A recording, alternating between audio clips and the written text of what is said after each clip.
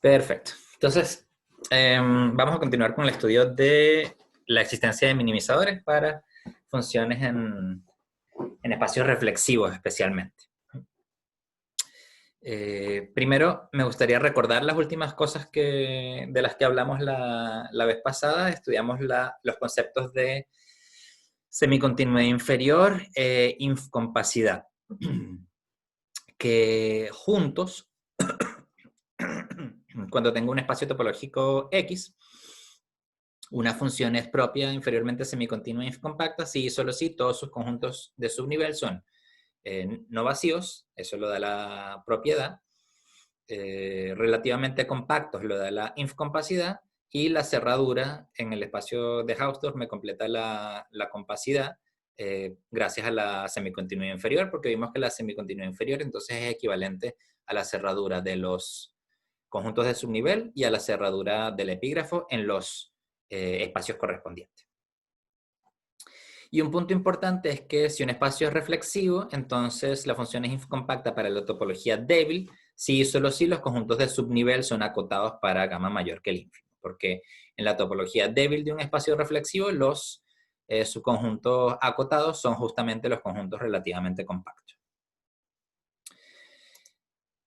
Vimos entonces el teorema principal de la clase pasada, del teorema principal de existencia de Weierstrass, Hilbert y Tonelli, que nos dice que si tenemos un espacio de Hausdorff y una función que es propia inferiormente semicontinua y compacta, entonces el conjunto de minimizadores de esa función es compacto y no vacío.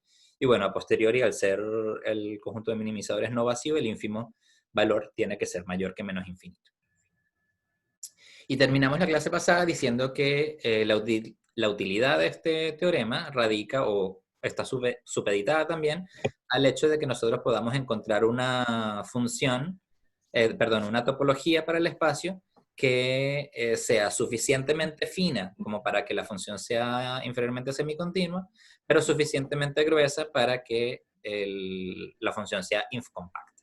Entonces, que esos dos objetivos, esos dos deseos de uno son contrarios, entran en conflicto.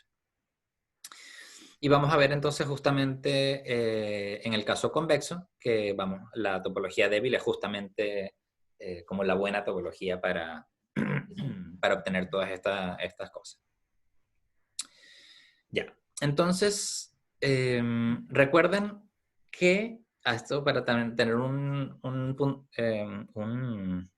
esta idea rondando en la cabeza, la topología débil tiene menos abiertos que la topología fuerte, porque es la topología más gruesa que hace tal cosa.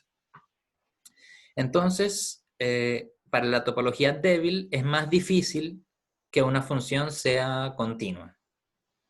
¿Ok? Es más difícil que para la topología fuerte.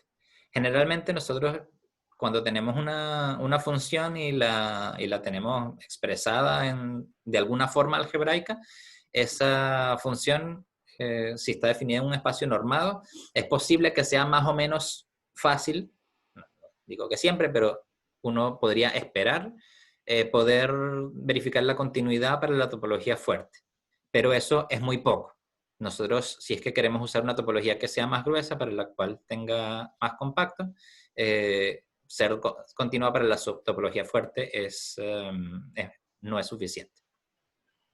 Y en cambio la topología fuerte tiene la mala cosa que los conjuntos acotados no son compactos. Las bolas nunca son compactas, de hecho. Los conjuntos que tienen interior, por muy acotados que sean, no van a ser compactos.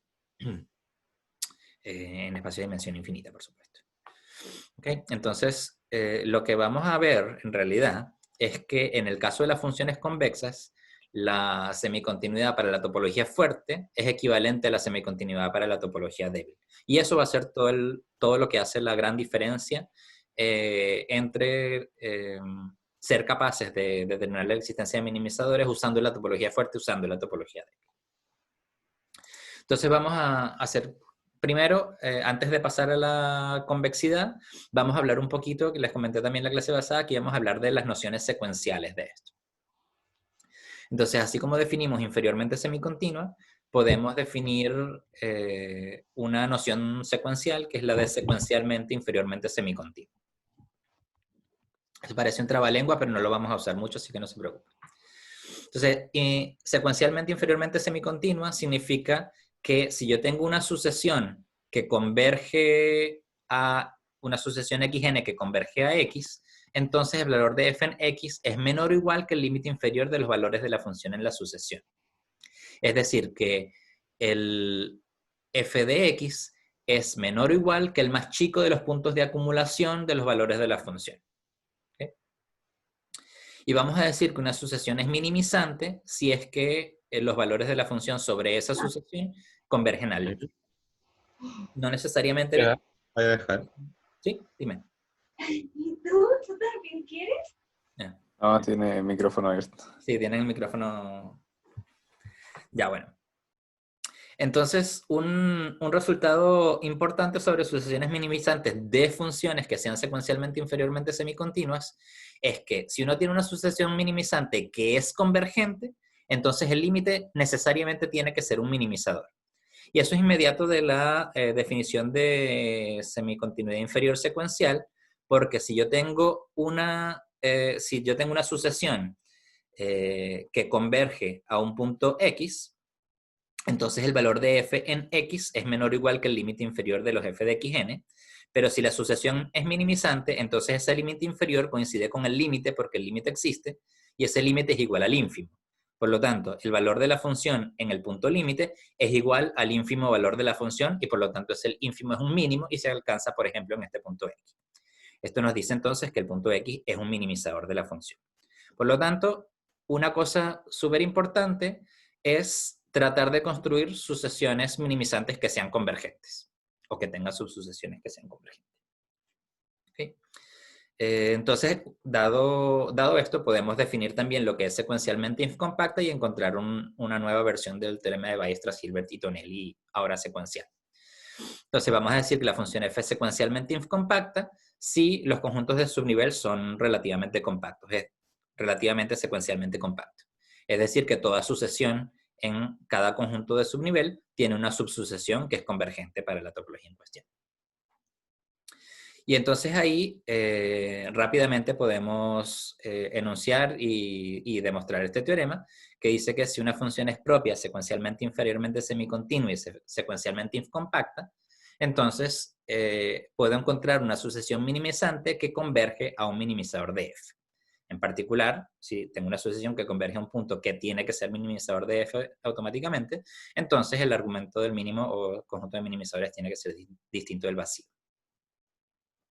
Ahora, ¿cómo se demuestra este teorema secuencial? Bueno, por definición de ínfimo, podemos encontrar una sucesión que sea minimizante. Porque el que sea el ínfimo significa que existen, que el valor es punto de acumulación de valores de la función en diferentes puntos, y por lo tanto entonces esos puntos forman una sucesión minimizante.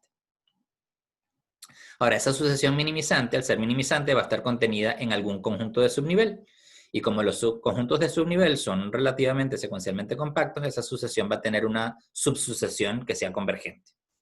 Y una vez que tenemos una subsucesión convergente, esa subsucesión también es minimizante porque es una subsucesión del original y converge a un punto que por la proposición anterior tiene que ser un minimizador. Y ahí estamos listos. Entonces, en realidad, lo que podemos decir, el teorema es una cosa un poquito más fuerte, es que además de que existe una sucesión minimizante que converge a un minimizador, toda sucesión minimizante tiene una subsucesión que converge y todos los límites están en el conjunto de los minimizadores. ¿Sí? O sea, todos los puntos de acumulación de todas las posibles sucesiones minimizantes van a ser minimizadores. Y eso es gracias entonces a la... vamos a poder extraer el límite de subsucesión gracias a la incompacidad secuencial y vamos a tener la propiedad de minimización de las sucesiones minimizantes gracias a la semicontinuidad inferior secuencial. Ahora, no se preocupen mucho por esto, por las sutilezas que hay entre uno y otro, porque vamos a ver de nuevo entonces que en el caso convexo todas son la misma cosa. ¿Okay? Entonces vamos a recordar lo que es una función convexa. Ahora fíjense que al principio teníamos simplemente un conjunto cuando definimos funciones en los reales extendidos. Después, para definir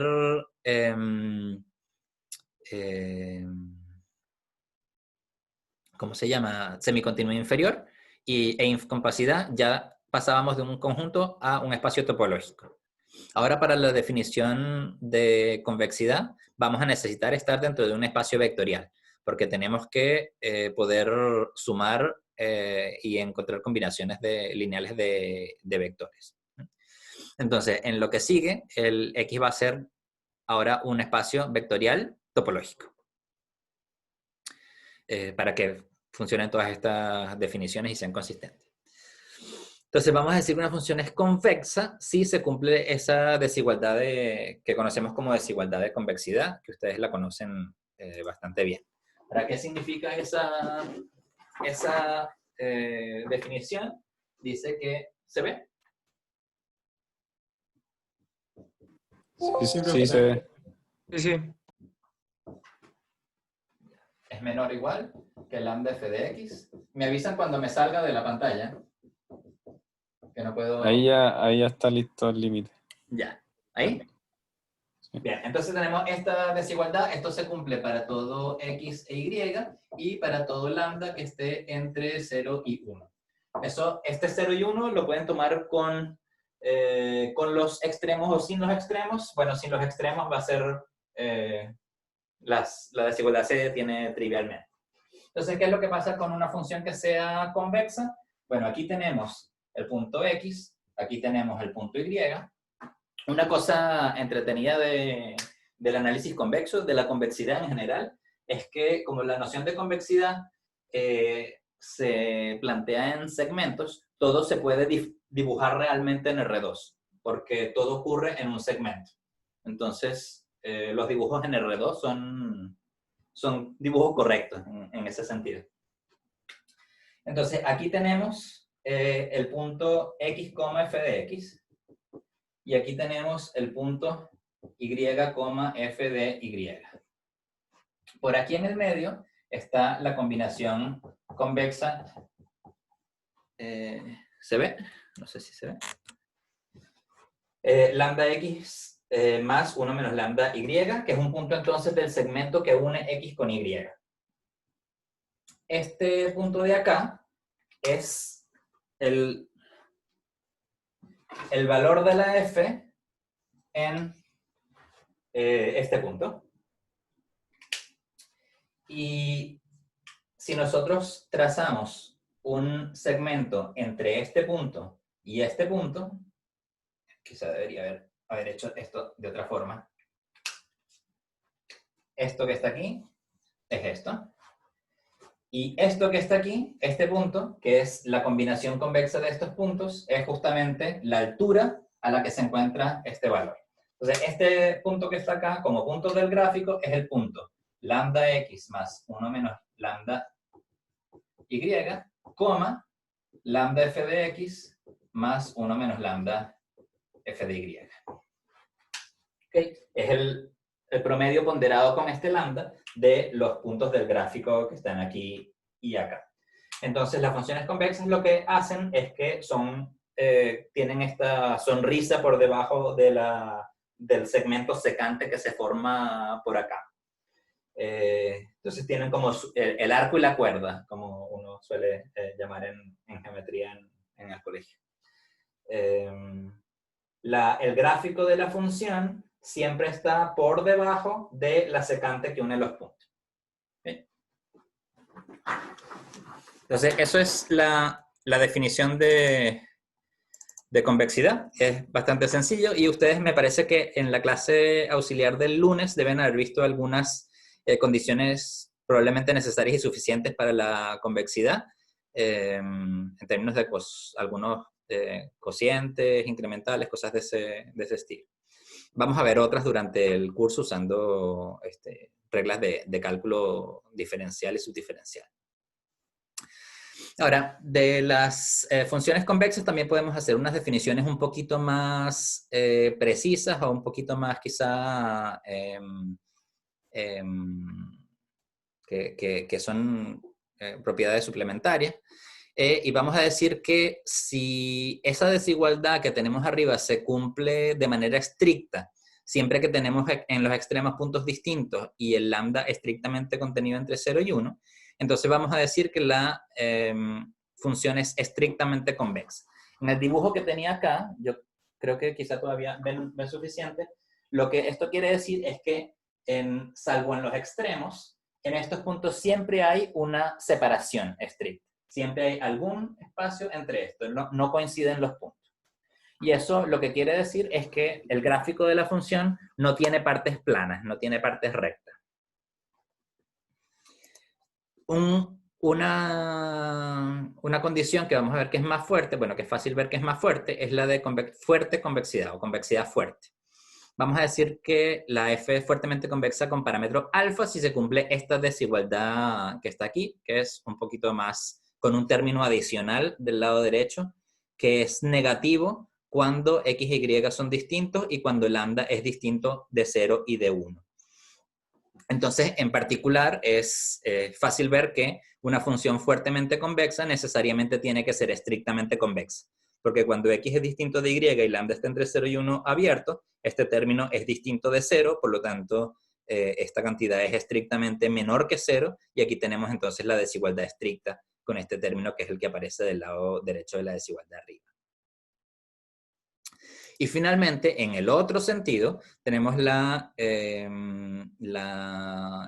noción más débil de convexidad, que vamos a decir que una función es cuasi convexa cuando todos sus conjuntos de subnivel son convexos. Entonces, para que se den una idea de lo general que es esto, piénsenlo en R, una función creciente en R.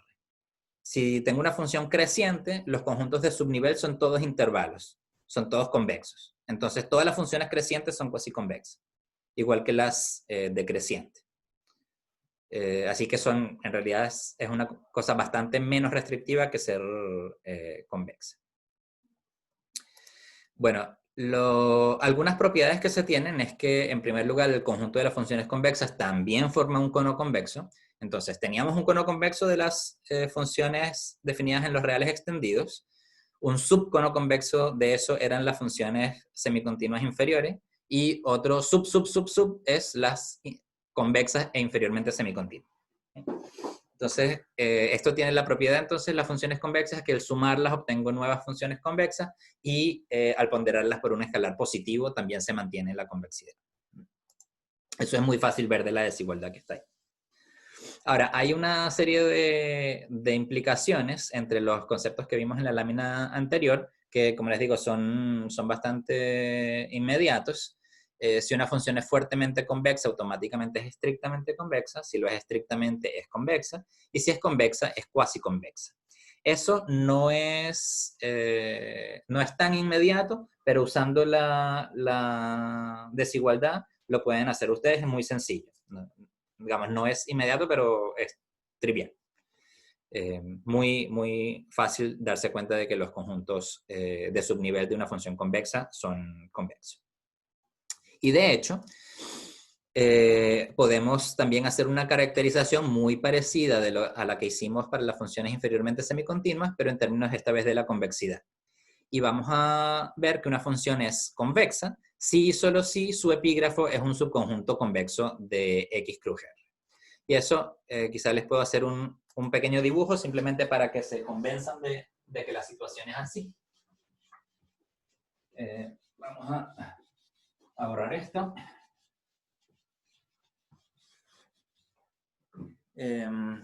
Este es el gráfico de una función convexa. Voy a subir un poquito. Supongan que aquí vale más infinito para... Creo que me fui muy arriba. Bueno, el infinito tiene que estar muy arriba, ¿verdad? Entonces, el epígrafo es este conjunto que está acá. Y sigue subiendo hacia allá arriba. Entonces, yo digo que si la función es convexa, el epígrafo también tiene que ser convexo. ¿Cómo comprobamos que el epígrafo sea convexo? Bueno, tomemos dos puntos que están en el epígrafo y tenemos que ver que el segmento que los une también está en el epígrafo. El segmento que los une. Entonces, ¿cómo podemos hacer eso? Bueno, una manera de hacerlo es notar que esto está por encima de esto. Esta altura está por encima del valor de f en esto, porque esa es la definición de estar en el epígrafo. Y esta altura está por encima del valor en este punto. Así que si esto lo llamamos x alfa y esto lo llamamos y beta, entonces aquí tenemos x, aquí tenemos y. Alfa es mayor o igual que f de x, beta es mayor o igual que f de y, usan la desigualdad que está ahí y entonces le va a quedar que estos términos están más grandes que estos y estos a su vez son más grandes que estos. Por lo tanto, la función ahí, estos puntos automáticamente van a estar dentro del epígrafo. Y para ver la implicación opuesta, que cuando el epígrafo es convexo y las funciones tienen que ser convexas, fíjense que los puntos x, f de x e y, f de y son puntos del epígrafo y por lo tanto el segmento que los une se mantiene dentro del epígrafo y eso es exactamente la definición de ser una función convexa. Entonces, eso, aunque tampoco es así inmediato, es suficiente hacer un pequeño dibujo y ver las desigualdades para convencerse de que es una equivalencia, bien sencilla. ¿Sí? Entonces, recordemos la relación que había con las funciones semicontinuas inferiores. En el caso de la semicontinua inferior, nosotros sabíamos que eran equivalentes las tres cosas, que la función fuese inferiormente semicontinua, que el epígrafo fuese cerrado y que los conjuntos de subnivel fuesen cerrados. En el caso de la convexidad tenemos equivalencia entre las primeras dos, es decir, la función es convexa si y solo si el epígrafo es convexo, pero ambas implican que los conjuntos de subnivel son convexos y no en sentido contrario, esos no son equivalentes, porque imagínense si todas las funciones crecientes fuesen convexas.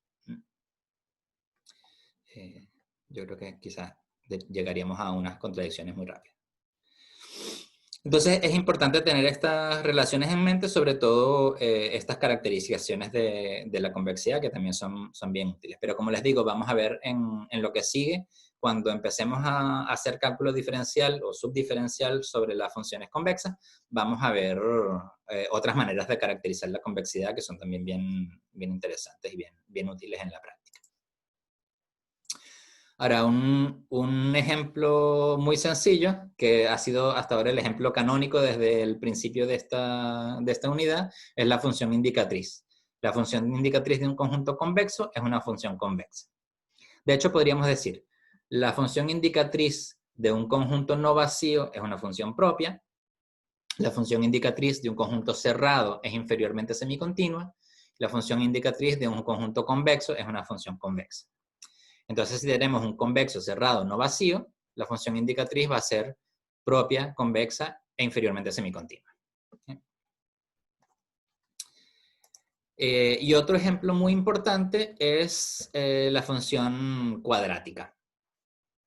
Okay, si es que nosotros tenemos una forma bilineal, una función bilineal del espacio producto de x con sí mismo y a valores en R, entonces podemos escribir f de x como la evaluación de la bilineal en la diagonal. Y eso, bueno, es inmediato de las definiciones que conocemos, que f va a ser, bueno, no es inmediato, pero es sacar una cuenta también que es muy sencilla, es trabajo algebraico nomás.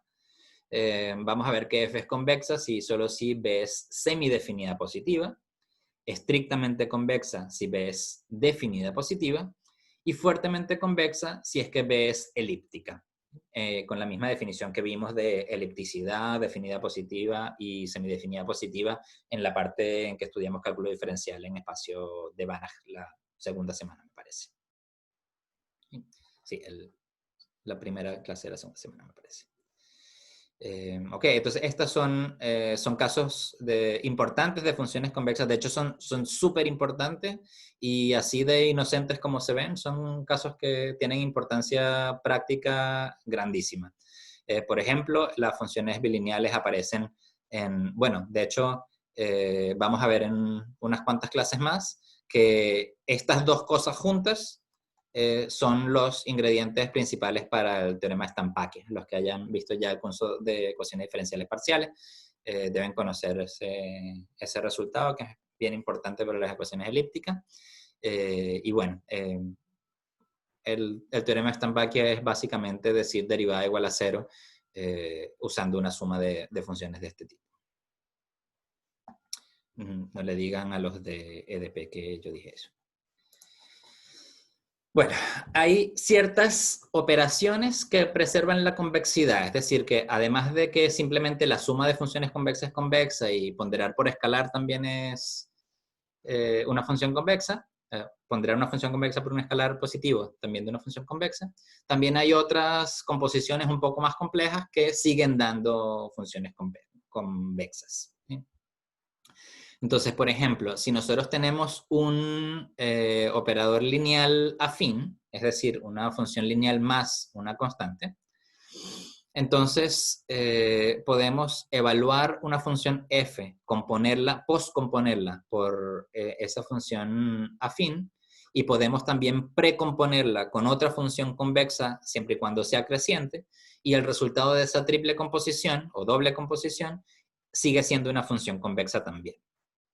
¿Sí? Entonces, por ejemplo, si tenemos una función convexa, el cuadrado de una función convexa también es una función convexa, porque es la función poscompuesta con la función elevar al cuadrado, que es convexa y creciente.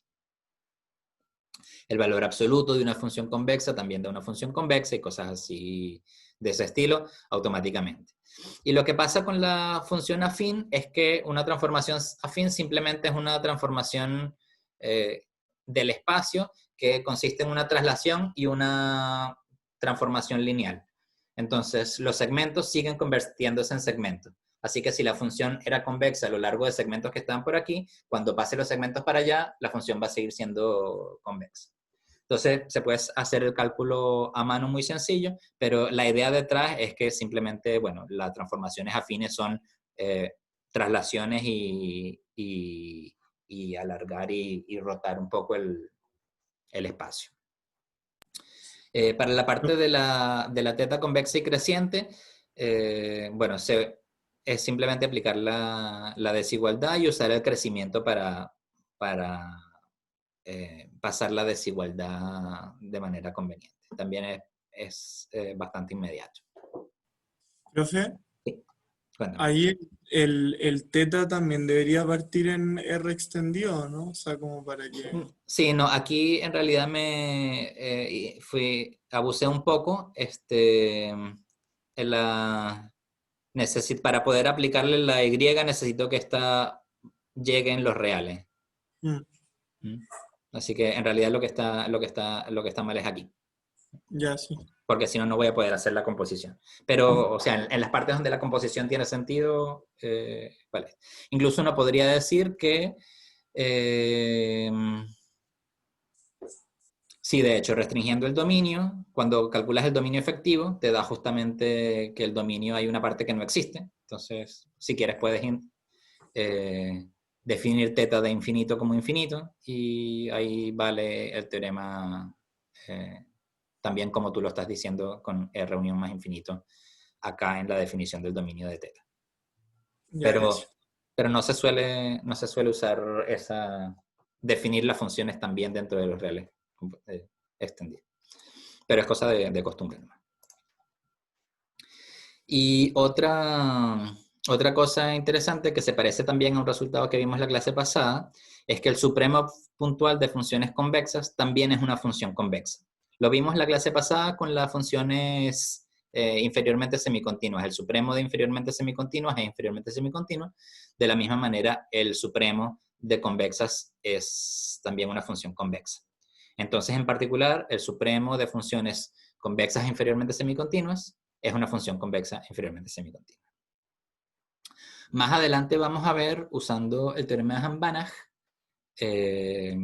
que una función es convexa e inferiormente semicontinua si y solo si la podemos escribir como el supremo de funciones lineales continuas. Hay una dirección que es inmediata. Las funciones lineales continuas son convexas inferiormente semicontinuas, por lo tanto el supremo también. Así que si una función se escribe de esa manera, automáticamente tiene que ser convexa inferiormente semicontinua, pero la parte interesante es lo contrario. Y lo contrario usa el teorema de Hahn-Banach, así que igual es un resultado bastante profundo. Y es una caracterización muy importante de las funciones convexas. Bien, entonces, en cuanto a la convexidad y la semicontinuidad inferior, recuerden que nosotros vimos en la parte sobre espacios de Banach, una vez que estudiamos el teorema de Hahn-Banach, vimos que podíamos definir 4 nociones de cerradura para un conjunto. Podríamos decir que un conjunto en un espacio de Banach, ¿no? Con la topología débil y con la topología fuerte, y la noción topológica y la noción secuencial. Eso da 4 combinaciones, entonces nos da 4 posibles definiciones de cerradura. Para las funciones entonces inferiormente semicontinuas también podríamos hacer lo mismo, porque dado que tenemos la caracterización de la semicontinuidad inferior en términos de los conjuntos de subnivel, las 4 definiciones de cerradura para los conjuntos de subnivel me dan 4 definiciones de semicontinuidad inferior para las funciones.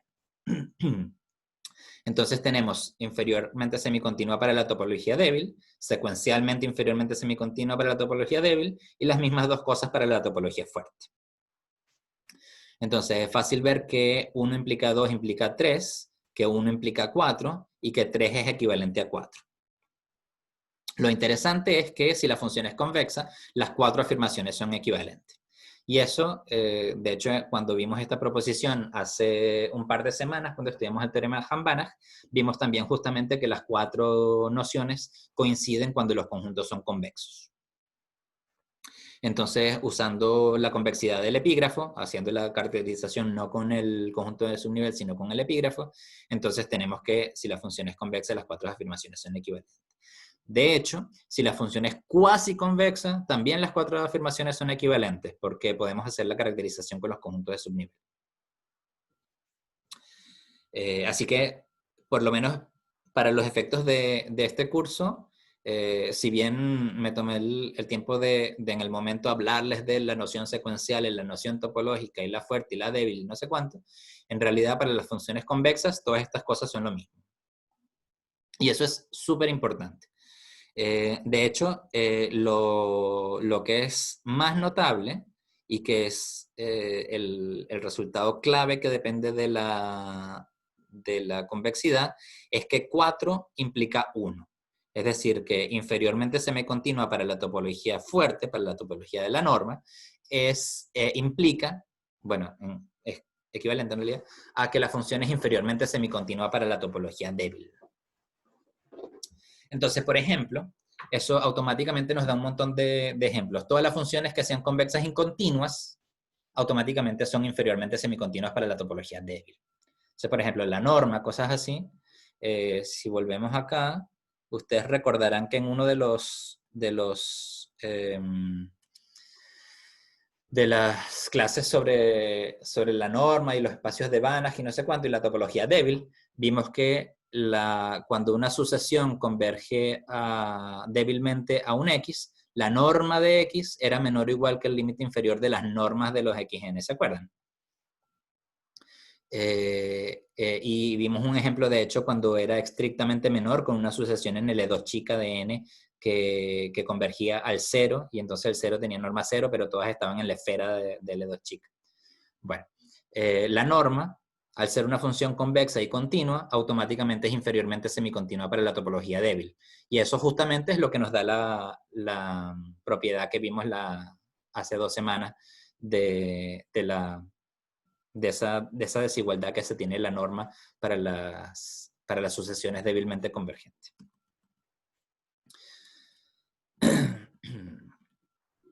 Entonces, bueno, corolario o moraleja o lo que hay que retener de esto es que afortunadamente nosotros vamos a estar trabajando con funciones convexas y cuasiconvexas, y que para estas funciones la semicontinuidad inferior da lo mismo más o menos como la definamos, porque todas las nociones, estas 4 nociones coinciden, son equivalentes.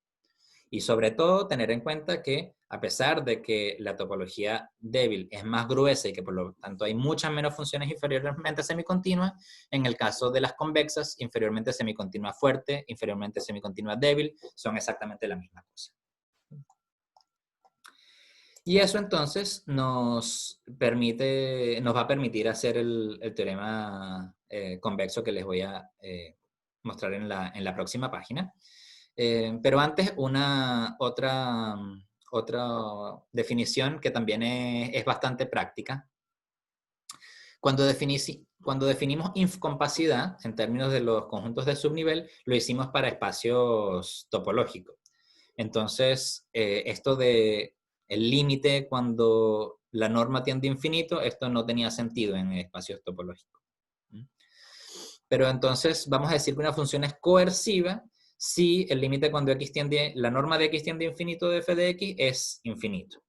Entonces, por ejemplo, la función norma al cuadrado es una función coerciva.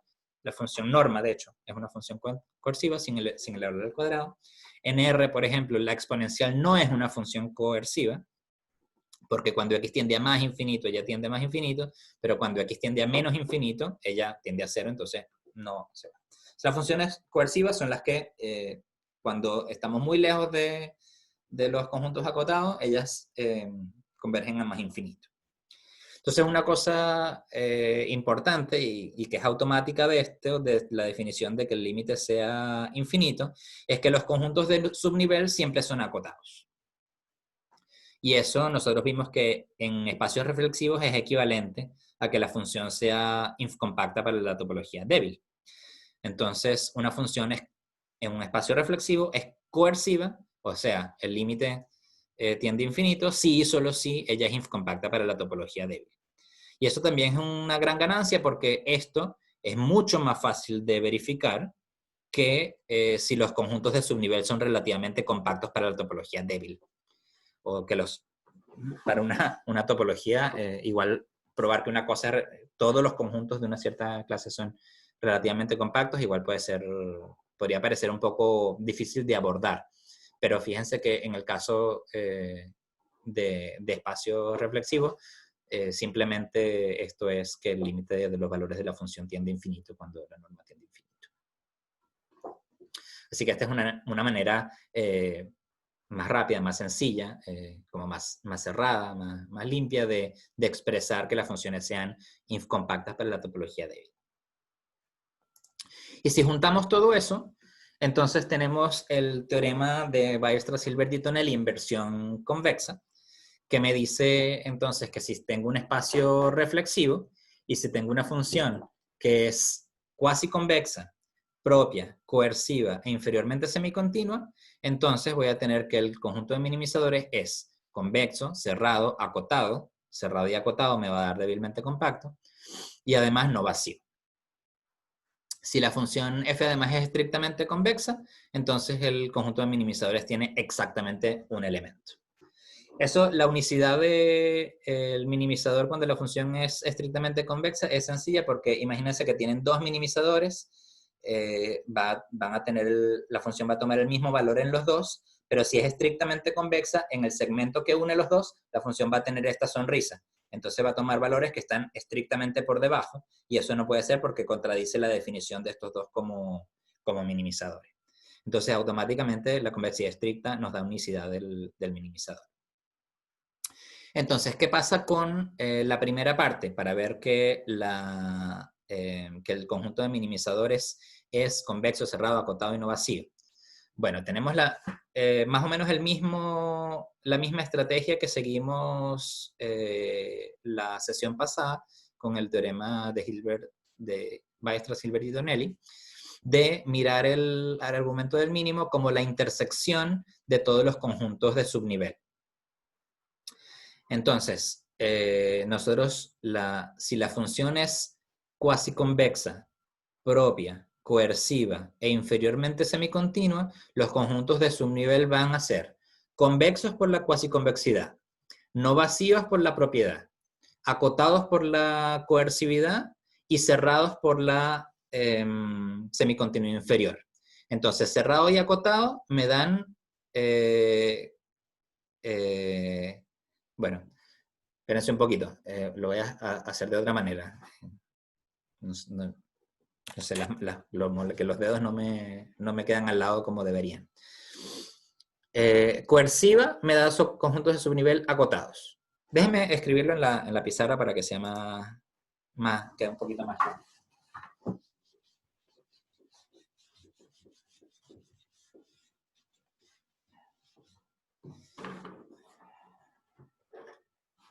Decíamos, a ver, aquí la función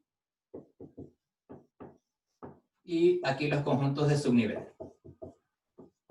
¿Sí?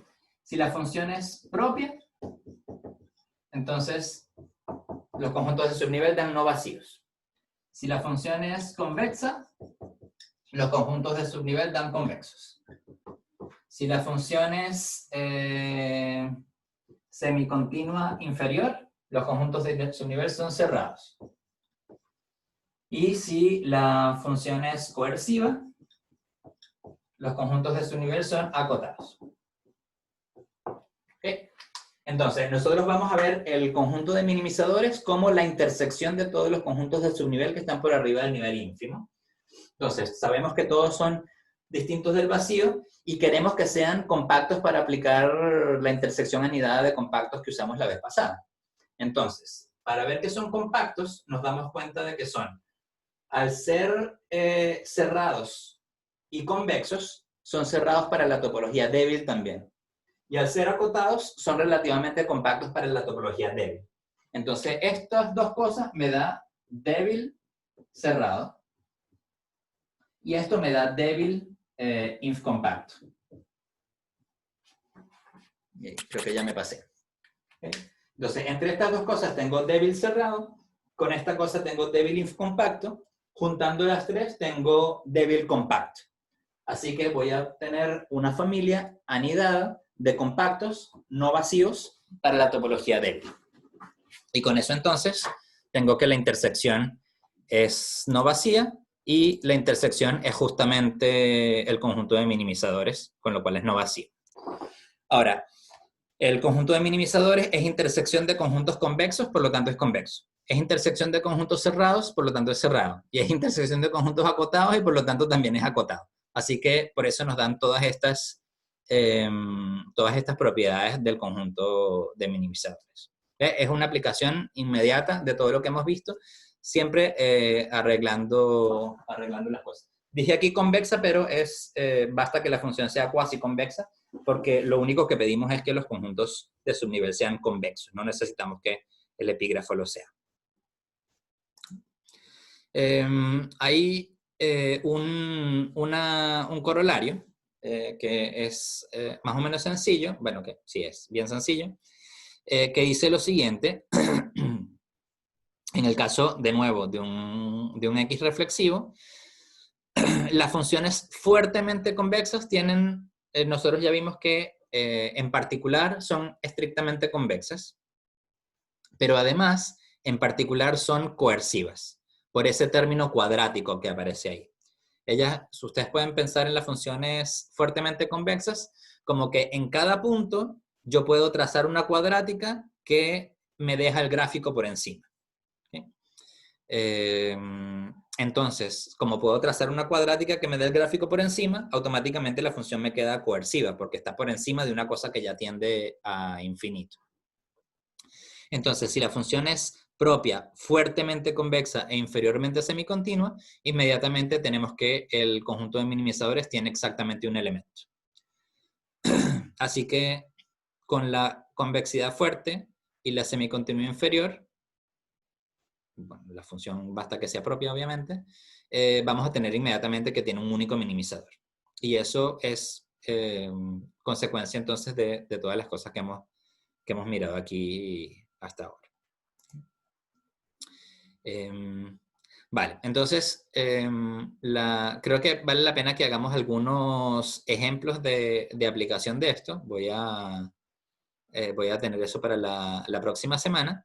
Y de todas maneras, después de ver los ejemplos, vamos a empezar con la próxima unidad, que se trata del cálculo, de lo que es realmente el análisis convexo y el cálculo diferencial, cálculo subdiferencial para las funciones convexas.